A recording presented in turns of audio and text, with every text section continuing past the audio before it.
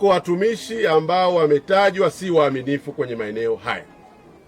Ziko kodi zinalipwa za Laki1, Laki2, lakini risiti hazifanani na fedha ambayo inalipwa. Watu wa TAKUKURU watafuatilia kwa kina kujua hizo fedha, na tutahakikisha hakuna fedha ya mfanyabiashara yoyote itakayopotea juu ya jambo hili. Lakini na nyinyi msiwe waoga, fedha mnayolipa ni haki yenu. Ukiona umelipa Laki1 umepewa risiti 50,000, nenda kwa mkurugenzi. Hawa wote hawa waliopo sokoni unawajibika kwa mkurugenzi. Usikae mimi ninachoona ni kwamba unakubali kuumia kwa sababu na wewe mwenyewe pia umepangisha kwa mtu mwingine.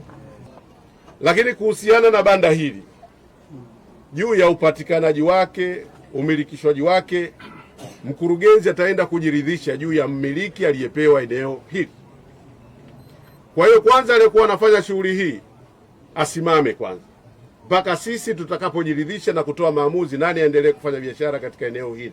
Lakini nasisitiza, hatutomuonea mtu wala hatodhulumiwa mtu haki yake ya aina yoyote.